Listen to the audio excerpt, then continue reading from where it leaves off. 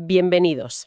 Si tuviéramos que resumir un poco la percepción sobre la migración en Europa en 2024, creo que la palabra que más escuchamos fue crisis, ¿no? Sí, sin duda. Veíamos titulares por todas partes, cifras récord de cruces, una sensación de presión constante en las fronteras. Era la historia que, bueno, nos llegaba a todos. Sin embargo, hoy vamos a poner sobre la mesa algo distinto. Tenemos informes de agencias oficiales, Frontex, Eurostat, y los datos que dan pintan un cuadro radicalmente diferente. Sí. No solo matizan esa narrativa, es que casi la contradicen. Y ahí es donde empieza el análisis de hoy. Precisamente. La misión es justo esa, es bucear en esas cifras para entender una paradoja que es como mínimo inquietante. A ver. Porque los datos oficiales de 2024 muestran que las llegadas irregulares a Europa bajaron. De hecho, a su nivel más bajo en 3 años. ¿Y sin embargo? Y sin embargo, en ese mismo año, el número de muertes en las rutas migratorias alcanzó un máximo histórico. Es tremendo. La pregunta es esa. ¿Cómo es posible que estas dos realidades opuestas ocurran a la vez? ¿Qué nos estamos perdiendo si solo nos quedamos con los titulares? De acuerdo. Pues vamos a empezar por ahí, por desmontar esa idea de la avalancha. El dato principal del informe de Frontex es bastante claro, ¿no? Es demoledor para esa narrativa. Lejos de un aumento, los cruces fronterizos irregulares en la UE cayeron un 38% en 2024. Un 38%. Sí, unas 239,000 personas. Y para ponerlo en contexto, no es solo una caída, es la cifra más baja desde 2021. Es una caída muy, muy drástica. Me pregunto si fue algo puntual de 2024 o si es una tendencia que se mantiene. ¿Qué dicen los datos más recientes? Los datos preliminares de los primeros 10 meses de 2025 ya muestran otra reducción del 22% sobre las cifras de 2024. O sea que parece un descenso sostenido, no un bache. Entiendo. Y este patrón no se ve solo en los cruces. Imagino que se refleja también en la gente que ya está dentro y pide asilo, ¿no? Justo. Los datos de Eurostat, la Oficina de Estadística de la UE, lo confirman. En 2024 hubo 911.960 solicitudes de asilo por primera vez. Que suena mucho. Suena mucho, pero en realidad es un 13,1% menos que en 2023. De nuevo, la misma tendencia a la baja. Ya. Y estas solicitudes se concentraron, como casi siempre, en 3 países. Alemania, con un 25% más o menos, seguirá de España, con un 18%, e Italia, con un 16,5%. Vale, entonces, datos oficiales, tanto de llegadas como de solicitudes, todos a la baja y de forma sostenida. Pero, entonces, ¿de dónde salía toda esa percepción de récord? Algo tuvo que alimentar la idea. ¿Y la alimentó? Claro que la alimentó. Y aquí es donde la historia se complica, y donde vemos cómo una excepción puede distorsionar todo el panorama. A ver. Hubo una ruta migratoria que no solo no bajó, sino que se disparó. Se disparó hasta cifras nunca vistas. La ruta atlántica hacia las Islas Canarias. Ah, claro. Recuerdo perfectamente todas las noticias centradas en Canarias, sí. Exacto. En 2024 llegaron a las islas 46.843 personas. Una barbaridad. Es un récord histórico para esa ruta. Un 19% más que el año anterior, que ya había sido altísimo. Toda la atención mediática se fue ahí, a las imágenes de los cayucos en Arguineguín, y eso creó un efecto de lupa. O sea que un aumento muy grande, pero muy localizado y muy visible, se proyectó como si estuviera pasando en toda Europa. Precisamente, y aquí viene el dato que lo cambia todo. Mientras esa ruta a Canarias crecía un 19%, si sumamos el resto de rutas... Mediterráneo, Balcanes... Exacto, Mediterráneo central, oriental, los Balcanes... Todas esas rutas juntas experimentaron una caída del 40%. ¿Del 40%? Sí. La realidad es que un árbol no nos dejó ver el bosque. El drama real y el récord de Canarias ocultaron un descenso generalizado en todo el resto de Europa. Entendido.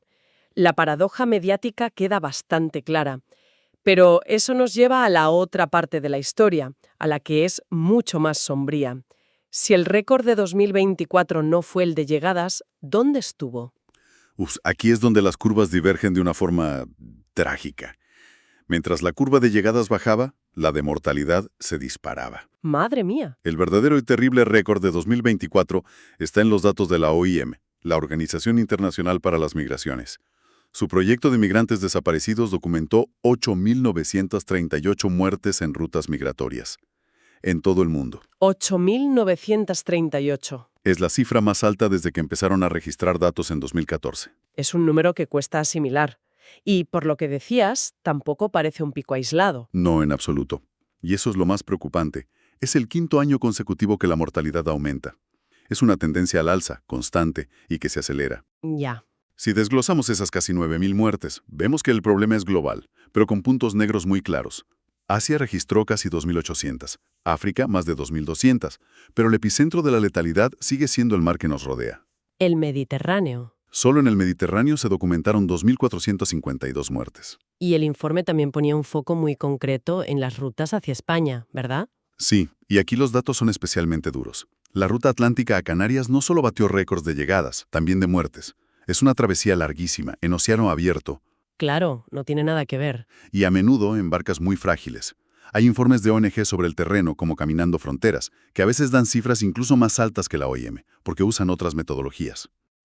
De hecho, uno de los informes eleva la cifra de muertes en las rutas hacia España hasta 10.457 personas a fecha de 5 de diciembre. Un momento, ¿esa cifra es más alta que el total mundial que ha dado la OIM? ¿Cómo puede ser? Es una discrepancia que refleja lo difícil que es contar a los desaparecidos en el mar. La OIM es muy estricta, solo verifica naufragios con pruebas, con restos. Vale. Mientras que otras ONGs incluyen desapariciones que reportan las familias. Aunque el barco no se encuentre nunca, no significa que una sea correcta y la otra no. Significa que ambas, desde ángulos distintos, nos enseñan una realidad terrible. La frontera sur de Europa es la más mortífera del mundo. Y cada vez más. Para intentar hacernos una idea de lo que significan estas cifras, el informe traduce la tasa de mortalidad del Mediterráneo a un dato que, a mí, me ha dejado helada. Es un cálculo que busca hacer comprensible la escala de la tragedia, sí. Se estima que, cruzando los datos de llegadas y muertes, aproximadamente 1 de cada 5 personas que intentaron cruzar el Mediterráneo en 2024 murió. 1 de cada 5. 1 de cada 5. Es casi como jugar a la ruleta rusa. Significa que en una patera con 15 personas, estadísticamente 3 no llegan. Es aterrador. Y nos lleva de cabeza a la pregunta central. ¿Cómo es posible? Si llegan menos, pero mueren más, la única conclusión es que el viaje es mucho más peligroso. ¿Qué factores lo explican? Pues el análisis de las fuentes apunta directamente a un cambio en el enfoque de las políticas migratorias europeas. Hay una correlación temporal muy clara. Se identifican 3 factores principales que, combinados, crean este cóctel letal. El primero es el endurecimiento general de las políticas de control. Ese pacto es un cambio de filosofía. El foco principal se pone en la gestión de la frontera, en los procedimientos acelerados para examinar solicitudes allí mismo y facilitar las devoluciones. La idea central que lo mueve todo es la disuasión. Hacerlo más difícil. Hacerlo más difícil, más rápido y más expeditivo. El segundo factor es la externalización de fronteras. Es un término que oímos mucho, pero ¿qué significa en la práctica? En la práctica, significa pagar a otros países para que hagan el trabajo de control fuera de la UE. En los últimos años se han firmado acuerdos multimillonarios con Egipto, con Mauritania, con Líbano. Ya. El acuerdo con Mauritania, por ejemplo, incluye dinero para que su guardia costera compre patrulleras y drones para interceptar cayucos que van a Canarias. Claro. El problema, según denuncian organizaciones como Human Rights Watch, es que estos acuerdos no suelen incluir cláusulas de protección de derechos humanos. El objetivo es frenar las salidas y punto. O sea que se traslada el problema fuera de nuestra vista, pero no se soluciona. Y el tercer factor tiene que ver con lo que pasa en el mar. Y es quizá el más directo. El informe señala una reducción drástica de las operaciones de búsqueda y rescate proactivas. Hubo un tiempo, con operaciones como la italiana Mare Nostrum, donde el mandato principal era salvar vidas. Esas misiones han sido sustituidas por operaciones de Frontex, como Tritón o Themis, cuyo mandato principal es la vigilancia de fronteras, no el rescate. Y la suma de esos 3 factores, endurecimiento, externalización y menos rescates, tiene consecuencias directas y mortales. Es una cadena de causa-efecto. Al blindar las rutas más cortas y conocidas, como las de Libia o Túnez, empujas a la gente a buscar alternativas. ¿Y las alternativas son siempre peores? Siempre más largas y más peligrosas. La explosión de la ruta canaria es el ejemplo perfecto. Es una travesía de cientos de kilómetros en pleno Atlántico. Las fuentes describen las condiciones. Pateras sobrecargadas con 100, 200 personas, sin chalecos, sin comida. En una ruta de 12 horas es un riesgo, pero en una de una semana, es una sentencia de muerte. Para seguir profundizando, creo que es importante ponerle rostro a estas cifras. Hemos hablado de políticas, de estadísticas, pero ¿de quiénes estamos hablando? ¿Qué sabemos del perfil de la gente que pidió asilo en Europa en 2024? Pues los datos de Eurostat nos dan una foto bastante precisa. Si miramos las nacionalidades, hay 3 que destacan. El grupo más numeroso fue el de los sirios, con casi 148.000 solicitudes. La guerra de Siria sigue teniendo consecuencias, claro. Y las seguirá teniendo. Le siguen los venezolanos, con unas 73.000, huyendo del colapso del país, y los afganos con cerca de 72.000, la mayoría escapando del régimen talibán. Aunque es interesante que incluso en estos grupos el número de solicitudes también bajó respecto al año anterior, ¿no? Sí, y es un matiz importante. Aunque siguen siendo las nacionalidades principales, las solicitudes de sirios, afganos y también de turcos bajaron bastante en comparación con 2023. Refuerza la idea del descenso general. Ya. Y en cuanto al perfil, pues no hay sorpresas. El grupo más grande son hombres jóvenes de entre 18 y 34 años. Son casi el 38% del total. Y dentro de toda esta gente hay un colectivo especialmente vulnerable que el informe destaca, el de los menores que viajan solos. Efectivamente. En 2024 se registraron 36.290 solicitudes de asilo de menores no acompañados en toda la UE. ¿36.000? Sí, y aunque la cifra total también bajó casi un 16%, hay un dato que nos devuelve directamente a Canarias y a la dureza de esa ruta. A ver. De esos más de 36.000 menores, más de 5.600 llegaron solos a las islas. Más de 5.600 niños y adolescentes. Eso debe suponer una presión brutal para los servicios sociales de una comunidad como Canarias. Es una presión inmensa. Hablamos de habilitar centros de acogida de emergencia, encontrar tutores, garantizar su educación, su bienestar psicológico. Es un desafío logístico y humano de primer orden que recae sobre un territorio muy concreto. Claro. Y eso también explica por qué la percepción de crisis es tan intensa allí, aunque las cifras generales en Europa estén bajando. Todo este análisis nos lleva a una pregunta que es casi obligatoria. Se habla mucho de crisis, pero ¿es la situación de 2024 remotamente comparable a la gran crisis de refugiados de 2015? Es fundamental hacer esa comparación, para calibrar el lenguaje que usamos y evitar el sensacionalismo. Los números de 2015, bueno, es que jugaban en otra liga completamente diferente. Para que nos hagamos una idea, solo en los primeros 9 meses de 2015 llegaron a Europa por el Mediterráneo más de 464.000 personas. 464.000. Ese mismo año, el gobierno alemán calculaba que recibiría 800.000 solicitantes de asilo. 800.000 solo en Alemania. Si comparamos eso con los datos de 2024. La diferencia es abismal. Recordemos, en 2024 fueron 239.000 cruces irregulares en todo el año y sumando todas las rutas.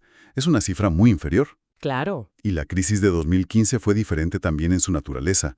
Fue en gran medida una crisis terrestre, con cientos de miles de personas caminando por los Balcanes. Era visible, televisada.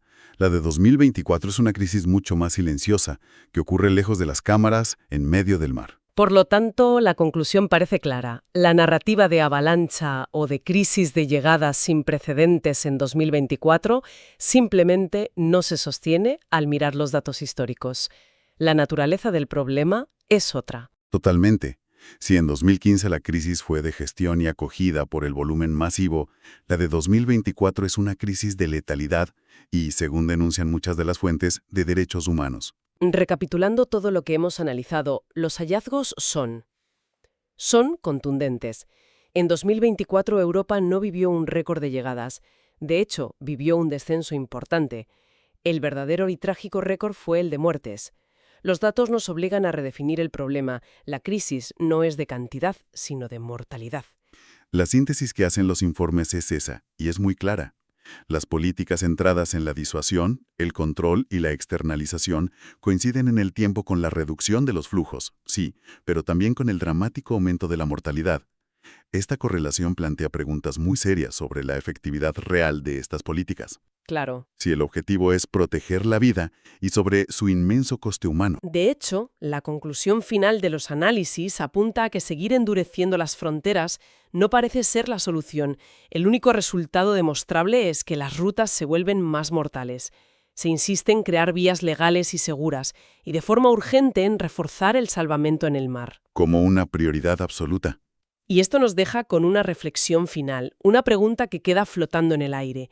Si las políticas actuales consiguen reducir las estadísticas de llegadas, pero a costa de dispararlas de mortalidad, cabe preguntarse, ¿qué es lo que mide realmente el éxito de una política migratoria? ¿Las cifras de control fronterizo que se presentan en una rueda de prensa o el número de vidas humanas que se consiguen salvar? ¿Quieres estar siempre un paso adelante con las noticias? Suscríbete y comparte este video.